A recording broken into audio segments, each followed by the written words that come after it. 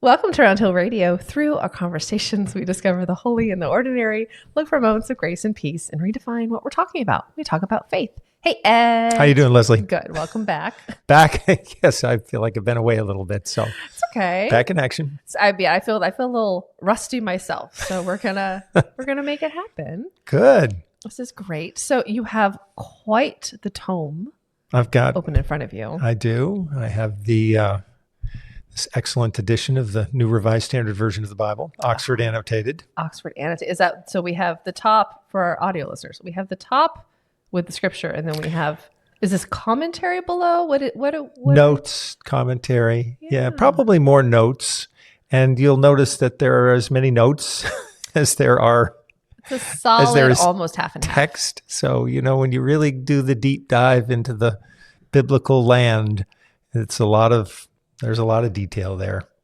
That's nice though. It's kind of like you have a buddy with you. It is. It's great because when people ask me super difficult questions, I just glance slightly down to my left into the very fine print. Hopefully my glasses will pick up what I need to be able to see. Perhaps. And then I will pop a little answer back into the conversation to keep things going. I love that. I feel like I should get one of these. These are cool. One of the things that I like a lot about it's not only the Oxford Annotated version, so the annotations being the notes, but they also have these very little tiny notes in addition to the annotations, and those are directly related to the translation issues. And there are always translation issues because every time you translate a text, you're changing it. No matter how much you don't want to, you have an original and then you have your interpretation of it. Mm-hmm. And so many times when you're reading through the Old Testament, you'll be reading along and there'll be a little tiny A on top of a word. So then you go down the page and you find where that little tiny A is, and right next to it, it'll say Hebrew uncertain. And that happens a lot. Got it. And when you when you add up all the times in the Old Testament when there are references that say Hebrew uncertain, there are a lot of holes. And that means that the translator has had to make the best possible judgment about what the text might mean, and then hope and pray that there's some close approximation in the translation. So this is not what this episode is about, but I'm very into this topic right now. It's a good place to start. I love this. Is the Hebrew uncertain, does that mean that the way to translate it is unclear because it could mean multiple things? Or is that the writing is smudged, for lack of a better word? Probably not smudged. I'm guessing that it's either what you just said, multiple meanings, but actually we just don't know the word. Oh, because it's ancient. And it doesn't fit somehow, or there could be a number of different textual issues. Okay. And the issue may not also be one of smudging, but it could be how the scribe actually. So there are some issues.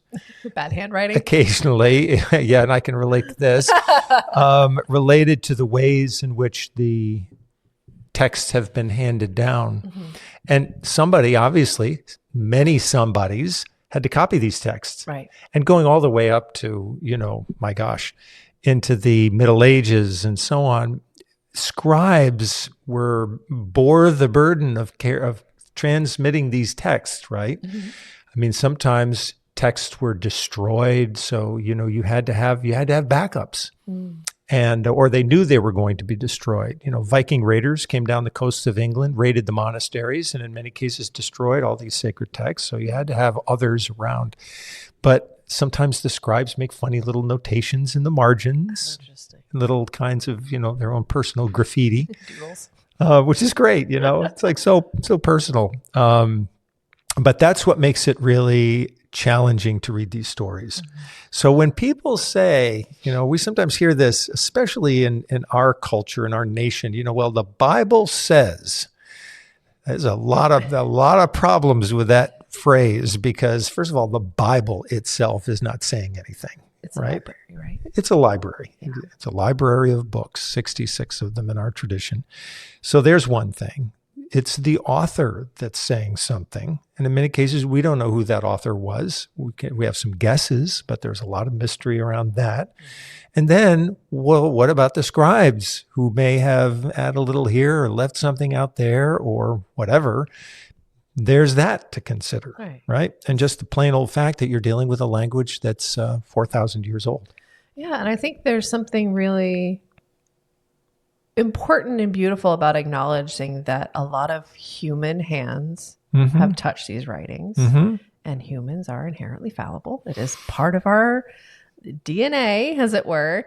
And so I think acknowledging that and being, that this Oxford annotated version is somehow authoritative in that way is flawed thinking. Exactly. I think the great thing about the Oxford annotated version, it's saying, don't know. Shrug. There's a lot. It's like that big shrug emoji. That's one of my favorites. So she's like, pretty much, So I'm reading right now a translation of the Tao Te Ching, which is one of these great ancient Chinese books of wisdom. It's one of my top 5 favorite books in the world. And it's supposedly written, well, maybe not written, but it's the collected sayings of a man named Lao Tzu. We really don't know a whole lot about him either, but there are some legends about how the sayings were collected. He was considered a very wise person. And so I love this. It's really a collection of very brief sayings. So I'm reading a collection right now that was translated by Ursula Le Guin, who is a great writer, wrote many books that are typically classified fantasy or science fiction. Don't know if she would like that designation. I'm into it. You've got me. I'm on board now. Do it. Go for it. She's wonderful. And she loved this book. Her father was a famous anthropologist. So I think she was probably learning about these texts when she was a little girl, and then just developed a real love for them. But if you read her translation of the Tao Te Ching, put it next to Stephen Mitchell's translation, you think, are we really talking about the same book here? And think about how different that can be. And some years ago, a man named Eugene Peterson, who was a biblical scholar, had studied the original text. He translated the Bible into one collection called The Message. Right. And it's essentially a paraphrase. And I really enjoyed parts of it when it came out, when I first read it. Now I find it very hard to read because I feel like it takes enormous license. And I have great respect for him as a scholar and what he did, but it wouldn't be my way to go. Sure. I actually have met, and we are a long ways away from where we started. I love this. But here we are. I worked I've worked with different teachers over the years that have taught biblical Hebrew or Greek. One of the challenges that some translators will give themselves is that if a verse in the Old Testament, let's just say it's 7 words long in Hebrew, they will translate it. They will challenge themselves to do the translation in 7 words in English.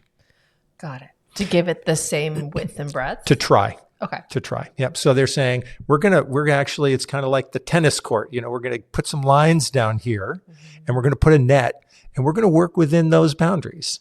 Now, a lot of times people say, erase the boundaries. See what you get then. Fair enough. But here's a different way of doing it. And what's interesting about that is that biblical Hebrew, as opposed to Greek, is a very spare language. Okay. It says a lot, infers a lot from very few words. Greek, on the other hand, is, in my view, it's more ornate, and there's a lot more of it to try to express ideas. In fact, there are some sentences in biblical Hebrew that don't include a verb. Oh. So, you feel like you've got one boulder after another, like 7 boulders, and there's your verse, just big words. Interesting. And you have to kind of infer that there's a verb there somewhere, and you put it in brackets. But again, you're guessing. Yeah. It could be a very educated guess. And there are wonderful, wonderful tools available for scholars because, as you can imagine, in the last 4,000 years, how many people have studied these texts? Right? So I'm always fascinated by the fact that think about people living 1,700 years ago. They were a few hundred years after Jesus. And they were great scholars in Hebrew and Greek. How did they learn it? I mean, there's no grammars around, I don't think. It's getting passed along through oral tradition. They have the copied texts, but they're basically figuring out the verb forms, I think, just by studying it so carefully that they see patterns emerging. Say, okay, now we figured out that's past tense. That's what a past tense looks like. That's what a future tense. I guess the one connection I would make to today's podcast, Bring it home. probably a stretch. What if we thought about faith the same way? Okay. That likewise, it's not an answer. There's no answer book. It is a constant process of translation. You take a set of circumstances and you think, all right, this is what I know. This is the best that I know in this situation right now. I've got to figure this out. I can ask my parent. I can ask my teacher. I can think about it, pray about it, walk about it. But that's how I'm going to figure out a faithful response to circumstances. Yeah. And that is a whole different way of saying, well, I hope there's one answer that comes from God and it's the right one. In a world where we're looking for absolutes, that can feel, to some, deeply uncomfortable. Really open-ended. Or freeing. Liberating. Depending on your mood that day. If we're being honest, I think we all have a little bit of both in us sometimes. Right. So if, we're looking for God to provide the answer, what if God's looking for us to provide the answer? Oh, I'll say that. Sorry. That's one step too far, Ed. Now you've gone too far.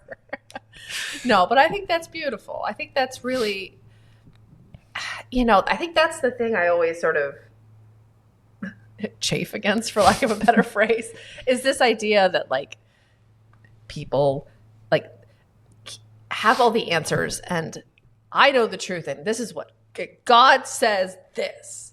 And I'm like, but really? Are you sure? Did you have a burning bush? Because if you had a burning bush, then maybe that's a different conversation. Yeah, maybe. But, Yeah.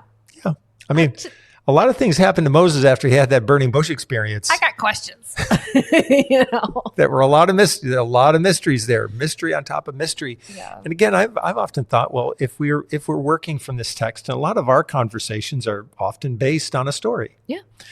And the stories themselves seem to me to be constantly pointing to a kind of mystery and elusiveness about God in particular. Yeah. So I think if we just paid attention to the stories themselves, we would be less likely to be constantly driving a conversation to the one right solution. Got it.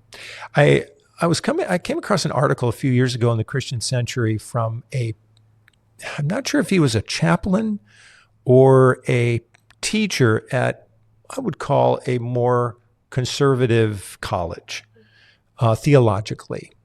One that might be inclined, not to foster, it's open-ended. Yeah. Right? Yeah.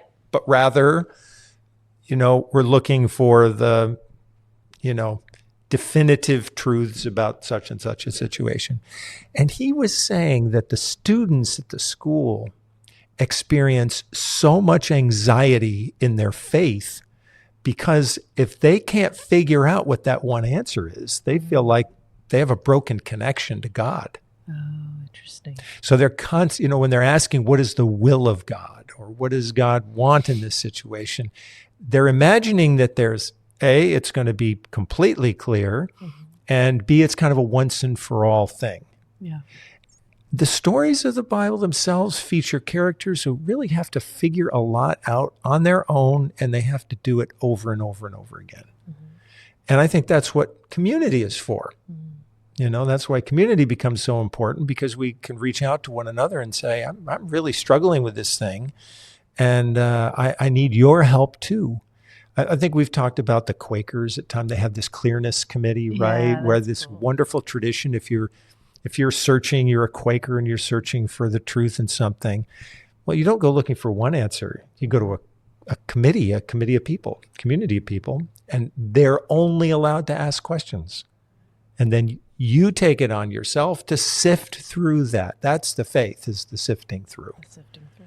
So, one of our texts for this Sunday is Paul talking about be renewed or be transformed by the renewal of your minds. It doesn't say, be transformed by finding the answer and holding on to it for life. But this is going to always be an issue. Just, and as you say, some people find that really exciting. Yeah. And some people find that really disconcerting. Yeah. I think so. And I think there's, I don't want to minimize that because I think it can be, when things are difficult, it's really nice to feel like there's an answer and there's a specific thing out there. And I don't want to minimize that experience for people because I think that can be really, challenging to not feel like there is like an answer. Yeah. To your point about the Quakers and their, the different perspectives, I think we also have, from what I've understood from your teaching, is that we also have that within the Bible, which can sometimes contradict itself. Am I out of line by saying that? Nope. Okay. So I think that's interesting too, because it's like you can kind of, the Bible is asking questions. It is. And so it's kind of doing the same thing that the Quakers are doing in their clarity search. I very much don't want to lose what you said, that moments of clarity happen. And I think they happen through the process of the sifting. And I think there are wonderful moments of in life where we feel that we finally have wrestled our way through to a moment, or arrived at a moment that feels clear. And I think my only thought about that is that there will be then other ways of finding other kinds of clarity in the future. Some things will remain. We like to think that some things won't change. But, even when we say God is love, right, which is said, it is a phrase that appears in the Bible, it doesn't resolve everything about what we mean when we say God, nor in terms of what we mean when we say love. So we can come to a phrase like that and think, phew. What a relief. At least that sounds right. That sounds my hat on that. Solid, right? And it is in the sense, but here's how I would describe it. It is meant to be a signpost, not a hitching post. I love this new phrase of yours, by the way. I'm using it quite a bit these days. I'm into it. So, when you reach that phrase, you can say, okay, now I know that. And I really maybe I don't have to think about this anymore. But actually, that phrase, God is love, well, what does that mean when you're feeling compelled to love an enemy? What does it mean when you're loving a child? There are so many faces of love and so many situations. It's going to be very fluid. The Spirit itself is fluid. So I'm just thinking it's something that's pointing towards the next way station along the road. And I think that's why it's interesting. I don't know if this is a valid connection at all, but feels like in the last 20 years or so, there's been a resurgence of interest in pilgrimage. The Camino, which covers Spain and Portugal and France. And, it's people go there and walk for days, sometimes weeks. And there are all these other little pilgrimage ways that are cropping up in different places around the world. People just having a chance to walk and think and not be constantly bombarded by information. And that's not as common experience, I think, as many of us would like it to be. So we actually have to travel to a place where we can do it, right? We could be doing it right in our own homes very well. So, but again, it's that same process of sifting. And even with, the biblical text, I think we've talked at times about this process of lectio divina. It's a Latin term for sacred reading or holy reading. And it means that you're not actually looking to read for an answer. You're reading to see what will emerge. It might not be an answer so much as a thought or a perspective or a nudge to do something. And it's very simple. You read a passage as slowly as you can stand to read it. Sit with it for 2 to 3 minutes, read it again. Wash, rinse, repeat. Keep it going. Interesting. And do it for a short period of time and just experiment and see what happens. I think that, for the last 4,000 years, people have been creating stories, experimenting with them, and then following the even flashing moments of insight that have come out of them. There's so much curiosity in that. I feel like is really beautiful. I think that, if, what did we say recently? We put out some information about the Son. Jesus asked 307 questions and provided 3 direct answers. It doesn't seem very balanced to me. So it did make me think about how my toddler has entered the Y phase. It has officially begun, folks. Congratulations. Thank you. I kind of weirdly enjoy it because I was waiting for it. So now I'm like, oh, here it is. But I think there's something about that like, for instance, here's a really silly connection, but it relates. But it's what I'm here for on the podcast, folks, is to make silly connections. This is my job. We were talking about airplanes and airports. And she was asking lots of questions, and I was trying to give her as close to real answers as I could and say, I don't know when I don't know. But it occurred to me through this conversation, something that had never occurred to me before, but is now painfully obvious, which is that airports are ports for air travel. And I this might sound obvious, but every person I've said it to has never occurred to, that it's a port. You're coming into port. It's a harbor. From the air. And this is really random and I appreciate that. But I had never thought of it that way before. And somehow airports became more magical in my mind. Right. Because they're I think of a port, from some adventure story. Yes. And they're on a big, wooden ship. The ship comes in creaking. Exactly. Yes. Thank you. And so I was sort of next time I fly, it's going to feel that little bit more magical. They're coming into port, See? And so her questioning led to this rather silly but enjoyable sort of I love it. moment of eureka. So there you go. Isn't it great? This sometimes happens too. I found that if I've been mispronouncing a word and then I suddenly hear it correctly. Oh, yeah. It's it snaps it into place Yeah. and it has a whole different vibe to it. Yeah. It's kind of the same thing. But that's a wonderful, hey, this is great.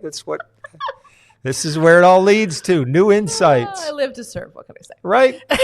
I love it. I love it. A bit of silliness, but I had to share that with you. It's great. For the week. It's fun. I think that's the thing about all of this is that the more comfortable we are with the questions and the curiosity, the better we're, I think we'll have more fun. We'll experience more joy. Yeah. We'll experience discovery wow. Never thought of an airport as a port before. And so I have to tell you, sometimes in these little Hebrew Bible classes I've been taking through different seminaries, sometimes there are only 2 or 3 students in the class. These are not overly populated with hundreds of students. Yeah, shocking. Crazy.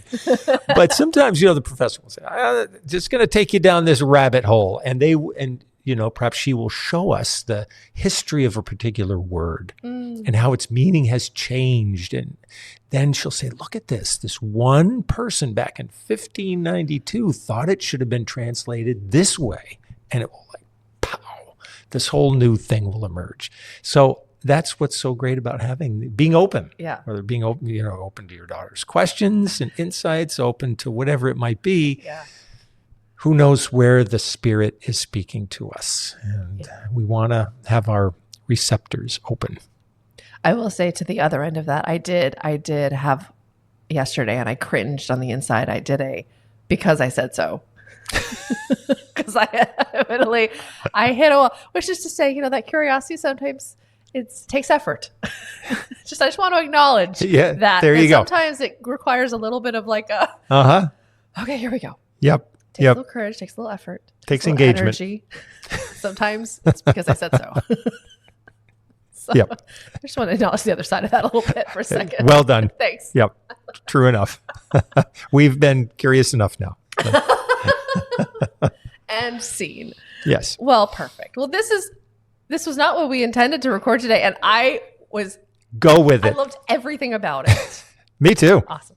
Well, thank you so much for listening. Round Hill Radio is brought to you by the friends and members of Round Hill Community Church. For more information, please visit roundhillradio.org.